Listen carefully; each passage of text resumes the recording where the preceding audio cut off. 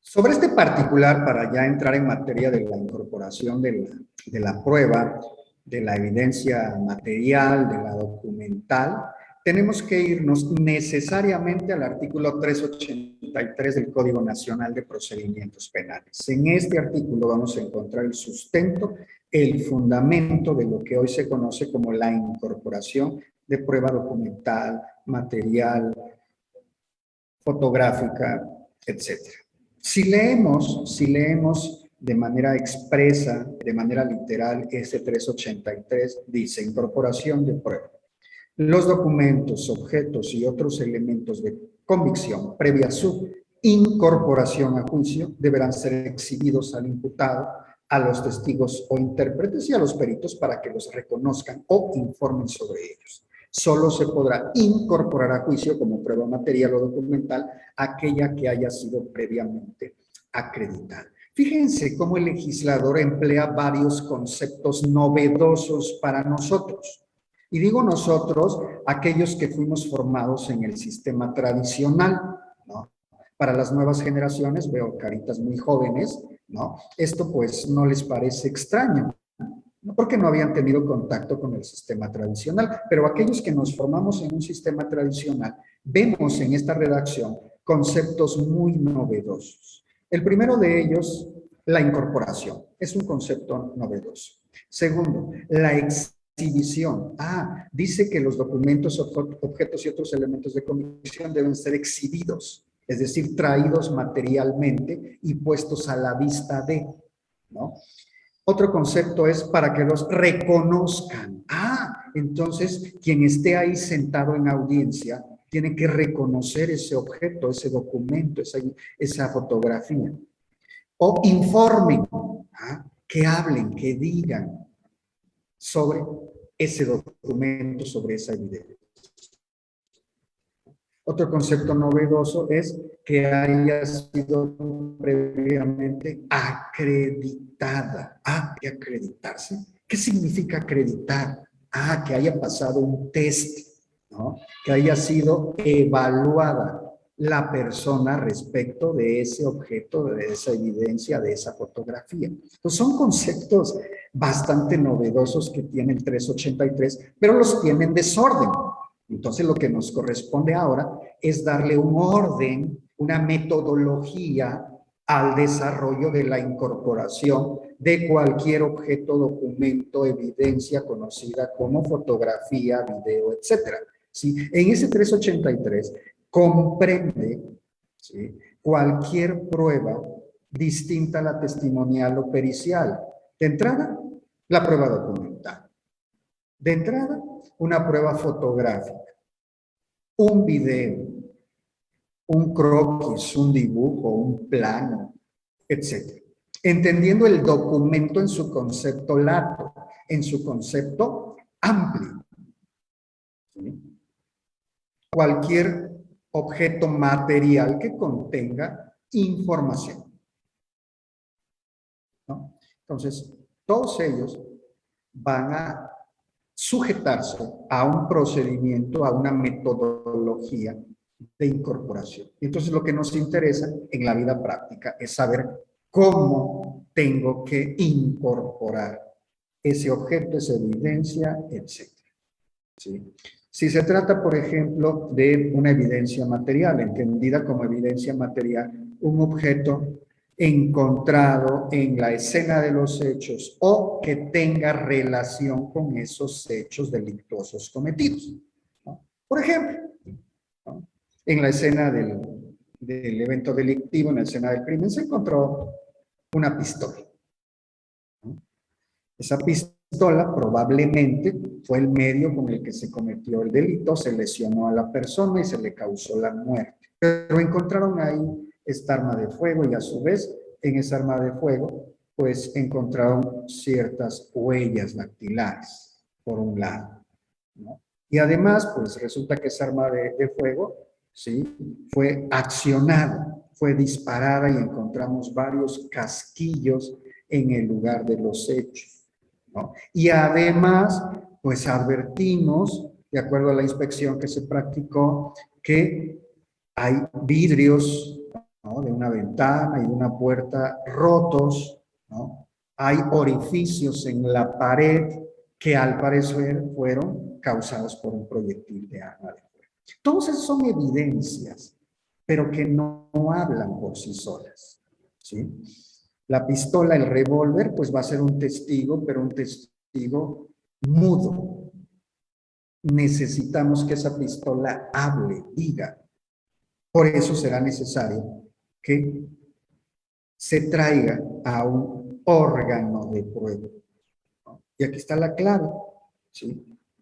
Un documento, a diferencia del sistema tradicional, por ejemplo, en el sistema tradicional, un documento bastaba que se ofreciera a través de un escrito, ¿no? En una línea, por medio del presente al presente, adjunto, anexo, la documental consistente en un boleto de avión de fecha tal expedido por la empresa tal. Punto. ¿No? Ya. Esa era la forma de ofrecer de manera muy fácil una prueba documental en el sistema tradicional. Hoy no. Hoy necesitamos seguir estas reglas que prevé el 383. ¿Y cuáles son estas reglas?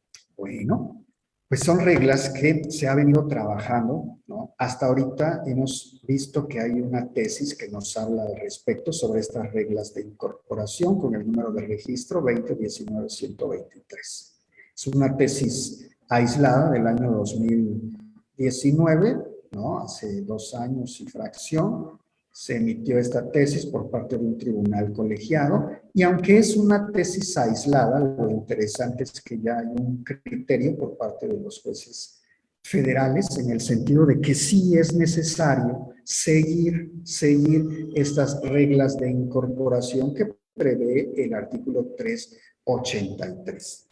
Si leemos de manera textual el rubro de esta tesis aislada, dice pruebas documental y material en el sistema penal acusatorio, para considerarse válidas, deben, y ahí está el imperativo, deben incorporarse en términos del artículo 383 del Código Nacional de Procedimientos Penales. No dice pueden, no dice quizá, no, dice deben como imperativo.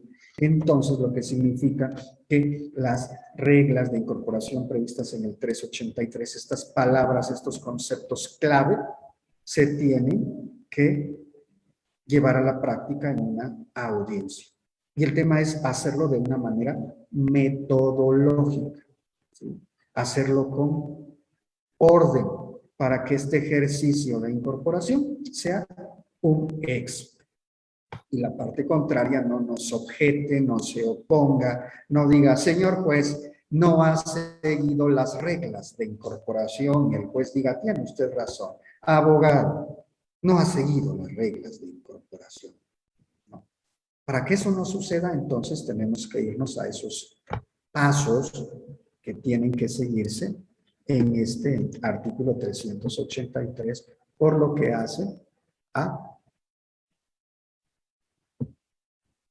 la prueba documental, material, fotográfica, video, etcétera, ¿no? Necesariamente tienen que seguirse estas reglas, ¿no? Entonces, les sugiero que revisen este registro, ¿sí? Pueden allegarse a él con este número 2019-123 para leer su contenido, ¿no? Y en esta tesis, ¿no? Incluso el tribunal colegiado nos da esa metodología, ¿no?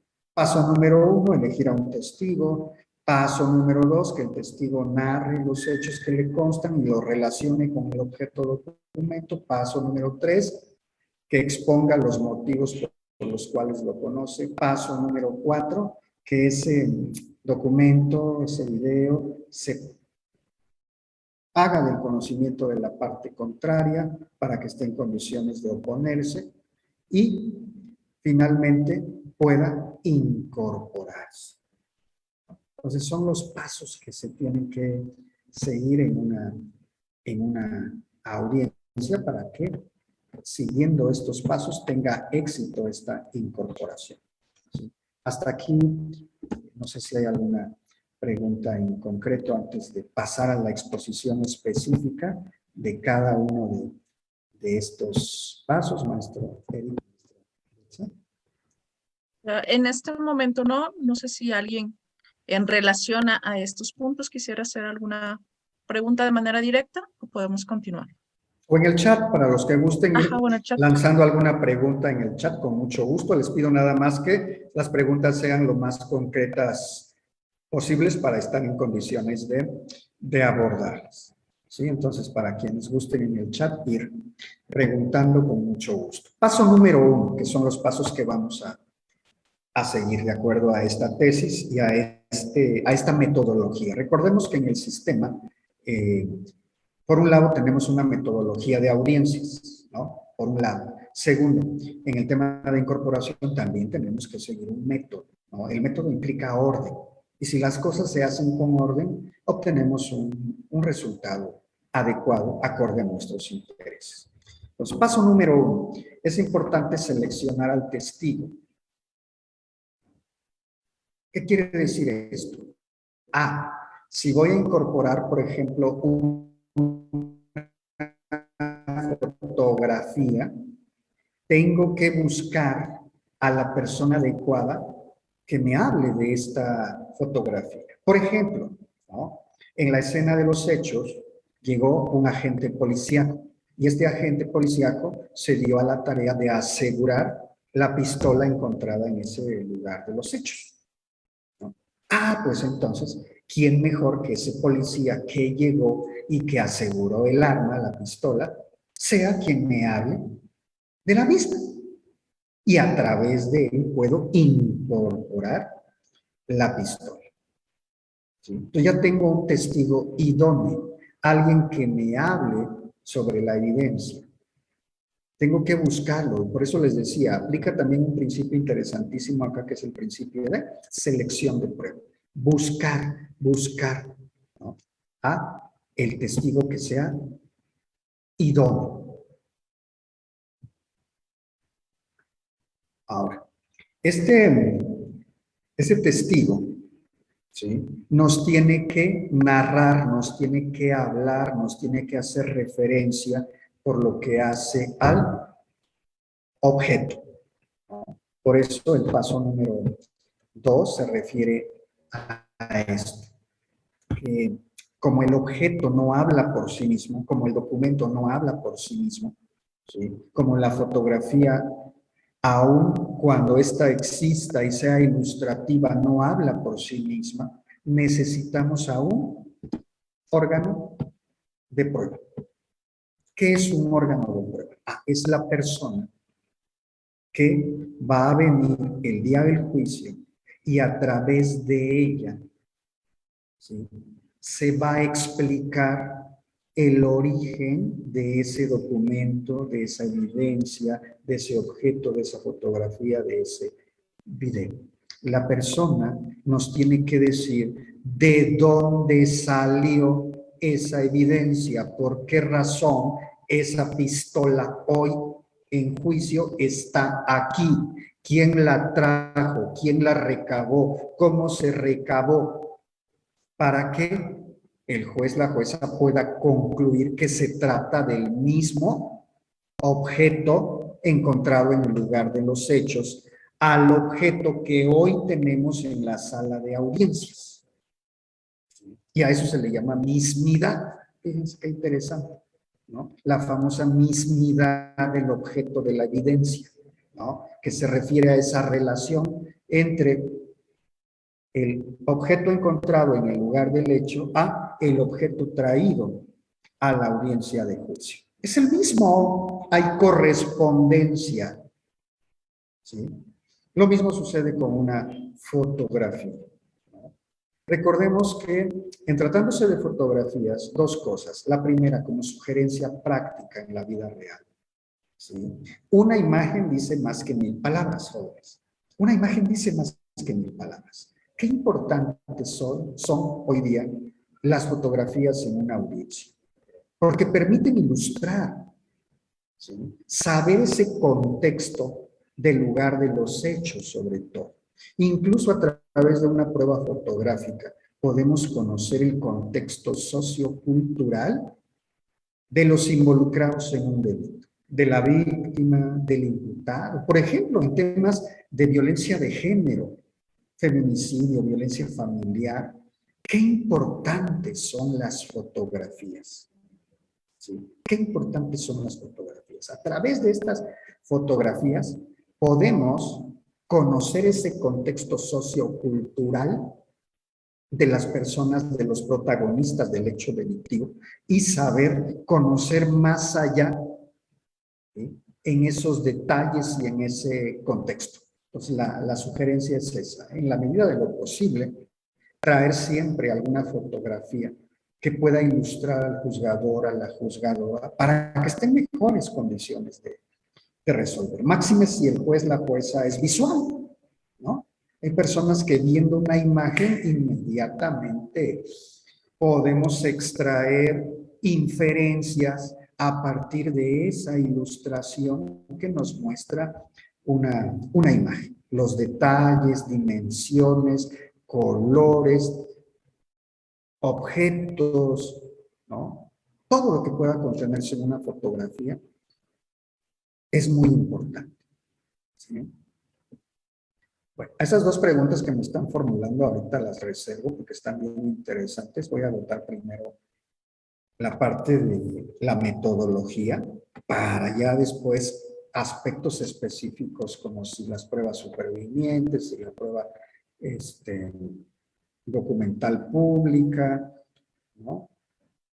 Etcétera, ¿no? Bueno, seguimos entonces. Agotamos y luego ya regresamos a las pruebas en específico sobre este particular.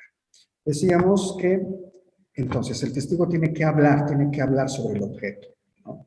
Una vez que lo ha descrito, una vez que ha hecho alusión de dónde lo obtuvo, quién lo obtuvo, cómo es ese objeto, por ejemplo, si es un documento, qué tipo de documento es, qué tipo de impresión, cuántas hojas son, de qué color son las hojas, qué tipo de impresión contiene, alguna característica en especial, algún sello, qué sé yo, etcétera. Ya estará en condiciones de pedir el oferente que se le ponga a la vista. Y a esto se le llama, jóvenes, sentar las bases, ¿no? Por eso muchas ocasiones en una audiencia dicen, objeción, no ha sentado las bases de incorporación, ¿no? Es decir, algo le falta al oferente en esta metodología. A lo mejor el testigo es el idóneo para hablar de esa pistola o esa fotografía. Pero no lo ha explorado a través de preguntas en relación a ese objeto. ¿De dónde salió? ¿No? ¿Quién lo trajo? ¿Quién lo recabó? ¿Cuándo? ¿Qué proceso se siguió respecto de ese objeto? ¿No? ¿Cómo es esa fotografía? ¿Quién la tomó? ¿Con qué cámara? ¿Cuántas fotografías son? ¿Qué se contienen esas fotografías? Si es un documento, ¿no? ¿Qué tipo de documento es? ¿Cómo está conformado ese documento? ¿Cómo es físicamente? ¿No? Hasta los colores, les digo, ¿no? ¿Qué tipo de hojas son? Etcétera. Ya que hay ese contexto, ¿no? Entonces ya estamos en condiciones de pedir al juez, señor juez, pido que se le ponga a la vista a este testigo ese documento, la evidencia, la fotografía, ¿no? Previo traslado a la parte contraria. ¿Por qué? Porque tenemos que respetar el principio de contradicción para que la parte contraria se pueda, en este caso, poner, objetar, o en su caso no diga nada. Ahí estamos en condiciones de continuar, ¿no? Si se opone, obviamente va a decir, oiga, es que no es el mismo documento, ¿no? Está describiendo un documento elaborado por notario público que dice que son 6 hojas y aquí son 8, señor juez, ¿no? No se trata del mismo documento. Me opongo a que se le ponga a la vista del testigo, ¿no? Y con justa razón, ¿sí? Pues por eso es importante el tema del contradictorio. Antes de ponerle a la vista el documento, la fotografía, la evidencia al testigo, es importante que la otra parte lo conozca en ese momento, ¿no? para que no vaya a cometer alguna trampa la parte contraria, ¿sí? Y pase alguna evidencia, algún documento que no sea el que haya ofertado desde la audiencia intermedia o que no sea aquel documento, evidencia que está describiendo el testigo, ¿no? Entonces, aquí la sugerencia siempre como parte contraria es examinar este objeto, esta evidencia, para ver si se trata de la misma. Y si es así, bueno, pues ahora sí podemos pedir como oferentes al tribunal que se le permita poner a la vista a ese testigo el objeto, ¿no? La evidencia, o si es una fotografía, se le pasa, ¿no? Para que reconozca esta fotografía. A eso se le llama acreditación, lo que comentábamos conforme al 383, y en la doctrina se le conoce como autenticación, ¿sí? Es el mismo documento, es el mismo objeto, la misma fotografía, porque ya se sentaron estas bases. Y entonces sí estamos ya en condiciones de pedirle al testigo que ya reconoció ese documento, por ejemplo, si es un documento que proceda a su incorporación a través de lectura. Es decir, que lo lea, ¿no? Es importante esto. Si se tratan de documentos, será el propio testigo el que proceda a darle lectura a ese documento, ¿no? Y en la vida práctica a veces nos encontramos con cuestiones bastante complejas, ¿no? Por ejemplo, si es un documento, pero no es cualquier tipo de documento, se trata de un expediente, por ejemplo. Imagínense, vamos a ponernos a leer todo un expediente. Pensemos que se trata de un delito donde el imputado incumplió con sus obligaciones alimentarias, ¿no? ¿Sí? Y pues la víctima trajo como prueba de su parte, el Ministerio Público trajo como prueba de su parte, la sentencia dictada en el proceso de naturaleza familiar, donde se le condenó al pago de una pensión alimenticia y los distintos requerimientos que se le han hecho y a la fecha no ha cumplido. Bueno, ¿tendremos que leer todo ese expediente? La respuesta es no, ¿sí? Principio de selección de prueba, y bueno, vamos a leer únicamente lo que interese. Únicamente lo que interese. Entonces, es importante esta parte de que tratándose de documentos voluminosos, ¿sí?, se puede seleccionar las partes más importantes de ese documento para darle lectura, ¿sí? Una vez que el testigo ya reconoció este documento y que dijo que sí lo reconoce, porque eso es importante, que de manera expresa el testigo diga, sí se trata del mismo documento, sí se trata de la misma fotografía, es la fotografía que yo tomé, ¿no? Es la fotografía que tomó fulano, es la fotografía que me hizo llegar, ¿no? Es la pistola que yo encontré en el lugar de los hechos, es la misma porque yo fui el que la recogió, porque en este momento estoy recordando esos detalles de este objeto. Una vez que el testigo ya lo reconoció, estamos en condiciones de pedirle al juez que se proceda a su incorporación. Si es un documento, la forma de incorporar el documento tiene que ser a través de la lectura. Que el testigo lea por sí mismo, ¿no? Que el testigo, de manera expresa en la sala de audiencias, pueda darle lectura a ese documento, ¿sí? Para finalmente pedir al tribunal que declare incorporado dicho documento. ¿Sí? Pedirle al tribunal, señor juez, en virtud de que se han sentado las bases suficientes, solicito que se declare su incorporación.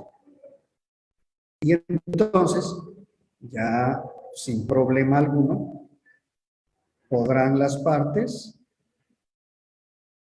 pedir, señor juez, toda vez que se han seguido, se han sentado en las bases suficientes, pido que se declare incorporado, ¿no? Y fíjense, algo importante, ¿no? Porque se preguntarán ustedes, ¿necesariamente el tribunal tiene que hacer esta declaración expresa de incorporación, ¿no? ¿O basta quedarme con la parte en la cual el testigo reconoce el objeto y ya? No, tenemos que incorporarlo, pedirle al tribunal que de manera expresa declare la incorporación, ¿no? ¿Por qué decimos o por qué llegamos a esta conclusión de que es necesario que el tribunal haga esta expresión de declaración de incorporación? Si atendemos a esta tesis, ¿no? En la parte final dice, punto número 5. Hecho lo anterior, previa solicitud expresa de la parte interesada, el medio de convicción relativo puede incorporarse al juicio. Por ende, hasta este momento constituye una prueba válida que el juzgador podrá valorar en su oportunidad. ¿Sí? Entonces sí va a ser necesario seguir esos pasos. Por eso hablamos de una metodología para que siguiendo estos pasos, ¿sí?, la prueba pueda declararse incorporada, y al declararse incorporada, el juez esté en condiciones de valorar.